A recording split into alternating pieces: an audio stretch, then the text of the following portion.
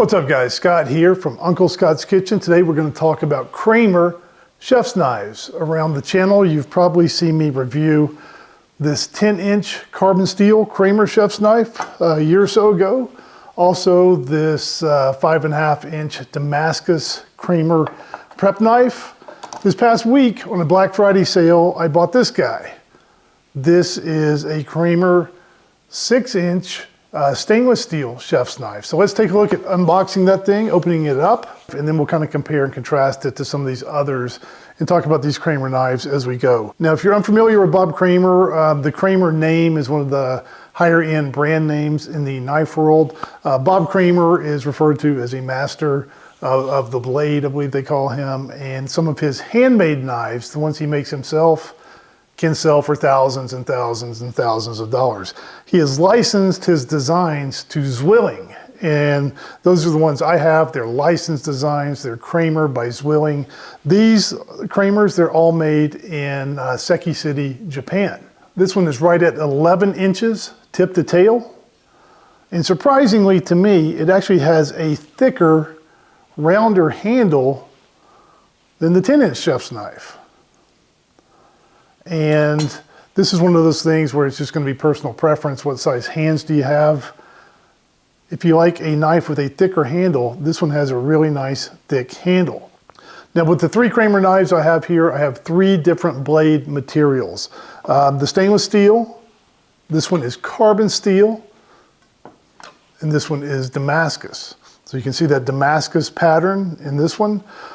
On the Rockwell hardness scale, and if you don't know what the Rockwell hardness scale is, in a nutshell, it refers to how hard the metal is, how hard that stainless steel or other material is. These two, the stainless steel and the carbon steel, are 61 on that Rockwell scale. The Damascus is a 63. In relative terms, these Kramer knives are relatively hard knives.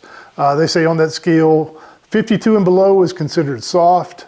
52 to 60, you'll see a lot of other kitchen knives in that range. And then these Kramers are a little bit harder, higher up on that scale than that. And in real world terms, what it means for people like me is that it's going to be a little bit more difficult to sharpen a knife like this, but once you get it sharpened, it's going to retain the edge a little bit longer. And let's jump in and show you how this thing performs. This is the first time I've used the knife. All I've done to it is given it a good wash with some dish soap and hot water and dried it. And now we're going to jump in and do some cutting. First up is a tomato. And I know what somebody's going to say here because I've gotten this comment in other videos. That's a pretty ratty looking tomato. It is a ratty looking tomato. And the reason is, here is my deck this morning. This is a Utah wintertime supermarket tomato.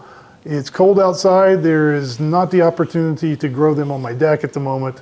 And this is a supermarket tomato. And we take what we can get around here. And pretty sharp, slicing the tomato pretty easily right out of the box, okay? And I should say, I just unboxed this knife and started using it today, so these are more first impressions on the 6-inch knife. For the other knives, I've used those for at least a year or so, and I have a little bit more experience with those. Regardless, slicing this onion here, get both ends of the onion off, down the middle, and here doing my horizontal cuts. Thought the 6-inch might not have gone through quite as easily as I thought it was going to do for the horizontal cuts, but for the vertical cuts, went right through and did a pretty good job of chopping that onion. And got some carrots and celery here. I felt like using a handle grip and going through that thicker end of the carrot. The knife did a pretty good job. I felt like I could put a good bit of pressure on it there. And then turning the carrots and cutting kind of some matchsticks and then some dice. I could definitely tell that this was a shorter length blade than I was used to. So it's definitely noticeable the difference between a 6 and an 8 and a 10. And with the celery, splitting it down the middle, knife did just fine there, and some kind of cross cuts. You can do push cuts, you can do pull cuts, you can do kind of chops. With the celery, no big deal. It can kind of do anything there. And just eyeballing these veggies here, we darn near have ourselves a sofrito or mirepoix, depending on your Romance language of choice. I decided to use this as a soup base. Got it in an enameled cast iron Dutch oven, some olive oil, got that sizzling on the stove. And I kind of worked myself here into making kind of a halfway ribollita. Ribollita, one of my favorite soups. If you've never made ribollita, got a link to my ribollita recipe. Highly recommend giving that a try, especially when it's snowy outside. But here I've got some potatoes, peeled these guys up. I thought the knife kind of did a better job going crossways rather than lengthways. And the potatoes stuck a little bit to the blade. Nothing really out of whack, out of the ordinary there. But did get some sticking with the veggies on the blade there. Chopping up some cabbage. I had half a cabbage in the fridge. And here that 6-inch blade, just showing it compared to the cabbage and going through the cabbage. It worked, but I would really not recommend a knife this short for cutting up cabbage. I think the longer chef's knives do a better job there. But it worked okay. And here's some lacinato black kale, Cavallo Nero. Don't fear the kale. But this kale, it has a big kind of rib down the middle. Using the tip of the knife here, fairly agile. Getting rid of that tough rib, some stuff that I don't really want in my finished soup. So I got my sofrito, it's softened up for 10 minutes or so, and some olive oil, salt, pepper, and I threw a little butter in there when nobody was looking. In go those potatoes, the cabbage, the kale, those tomatoes I cut up earlier. And I'm going to cover this with a little bit of chicken stock and some additional water and go ahead and let that start cooking. Now, ribollita is known for being a white bean soup, a Tuscan cannellini bean soup. I don't have the white beans in here yet. I was not really planning on making ribollita. It kind of just developed. So what I'm doing here is I've got some dried white cannellini beans. Those are going to go in the pressure cooker, and I'm going to add those in later. So doing things out of order just a little bit, but that's the way it goes sometimes when you start a knife video and end up with a soup video. Now back to the Kramer knives. These things, they don't give them away. I paid $400 for this knife, this carbon steel. This was the original version, the carbon steel 1.0. They have since come out with a 2.0 version. And when I first bought this knife, I always say around here, and it's true, I bought this with my own money. If someone had sent me a $400 chef's knife, I would have gone absolutely crazy for it. Paying $400 for it, my own money, when I first got it, I thought I had made a mistake. I thought, well, I've overpaid. I've just kind of gone off the deep end here. And I kind of felt like maybe my cooking skills were down here, and this knife was for people with cooking skills way up here. And I felt bad about it. I thought maybe I'd overpaid and maybe it was kind of out of my league. And I felt bad about it for the first couple of weeks. But then I started using it more and more, and I found myself reaching for this thing more and more. It takes a while to get used to that longer blade. I was used to an 8-inch chef's knife and this 10-inch. It takes some getting used to. But over a few months, I found myself reaching for this more and more and more. And now I absolutely love this guy. It is my go-to chef's knife. So I was a little bit down on the carbon steel early on, and now I absolutely love it. Now with carbon steel, we review so many carbon steel pans around here. People that watch the channel know that carbon steel is a little bit fussier and there's a little bit more maintenance with it than some of the other metals. The downside to this Kramer carbon steel knife, there's really two downsides that I've experienced.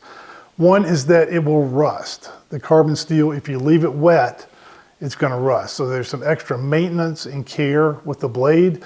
And normally that's no big deal, but occasionally, and it just happens, we'll have people over, people over for dinner. There's a big pile of dishes. I put them in the sink, and I've accidentally left this knife in the sink kind of wet overnight, probably 5 or 6 times over the last year. And you come back the next day and it's got rust on there. So you got to clean that rust off. You got to maintain the blade or it will take some damage. So there's definitely some more maintenance with this knife. And also on this handle. This original Kramer here, this has, I believe it's some sort of African natural wood handle. And as we all know, wood, different times of the year, wood expands and contracts.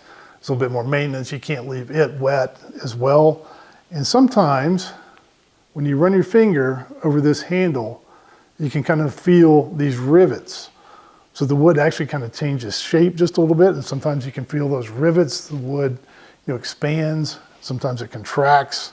So there's definitely a little bit more maintenance with the handle as well. But again, it's a natural, beautiful material. I think for the 2.0 versions of these Kramer carbon steel knives, they have switched over to a micarta handle, which is a man-made material and it will not have those changes or maintenance problems like the natural wood handle does. Now this chef's knife has a little bit more rounded profile here. And with that, you can do more of a rocking type cut, as opposed to, say, this prep knife, a little bit flatter. And of course, the 10-inch knife has a curve up towards this end and much flatter down here. So it just depends on what kind of cutting you like to do. Interestingly, these two blades are about the same length, but quite a difference in blade height and handle. Now, the blade runs all the way through the handle, full tang, all the way down to the butt of the knife. Got this little, I guess you'd call it a hook. Your pinky finger can kind of rest in there. And I find that I normally do kind of a pinch cut with this knife. With this thicker handle, just first uses here, I found myself using more of a handle grip and then sometimes doing a pinch grip with the shorter knife. Now on this Damascus, I think of the three Kramers I have, I like the Damascus the least. And I'm not sure exactly why. It could be a mental thing, but I feel like there's ever so slight texture to the blade here, and I feel like maybe that prevents it from sliding through foods just a little bit. I don't know. I don't have any proof of that, but mentally, there's just something with the Damascus pattern. It seems like it's so ornamental and decorative and beautiful to look at. It kind of messes with my mind when I cut things with it. I don't know if that makes any sense or not, yet that's the way it is. And here with this new 6-inch stainless steel, not going to be near as much maintenance as far as rust or that type maintenance with the blade with that stainless steel. And also with this man-made handle, much smoother here going over the rivets. And I don't really expect to have any maintenance issues with this handle. Now when it comes to handles on knives, this again is one of those personal preference issues. What really gets me is the bolster. Looking here at this Wusthof Classic Icon, it's got kind of a half bolster here, and that's this piece of metal that kind of goes down to the heel of the blade. And what that can do, it can kind of protect your finger if your finger ever slips. It also affects the balance of the knife. This Hinkles here has the full bolster, it goes all the way down, and these Kramers have no bolster there at all. I think I like the Kramer design the best. I like the Wusthof Classic Icon, the half bolster, second best. And just me, I don't care for the full bolster. It makes it a little bit harder to sharpen. You can't sharpen the blade the entire way down there. And it's one of those mental things again when you're cutting. I just feel like there's a chance this thing is going to get caught or get pushed through the food. Even though it doesn't, it kind of makes me worry about that when I'm cutting things. I don't like to worry about anything when I'm cutting things. So this is not a full review, it's mostly just first impressions and kind of comparing and contrasting this with some other knives I have. But I think it did a fine job of producing this Ribollita, the only knife I used in making this soup, cutting and chopping all these veggies, the cabbage, the kale, the carrots, celery, onions, potatoes, and tomatoes, did a fine job. And my initial reaction is I like it okay so far. I'm not overwhelmed, but I think it's pretty good so far. And those are just some initial thoughts on this new Kramer 6-inch chef's knife I got on a Black Friday sale. What do you guys think? Are you carbon steel people, Damascus people, stainless steel people? Let me know in the comments below. See you again next time on Uncle Scott's Kitchen. What's up, bud?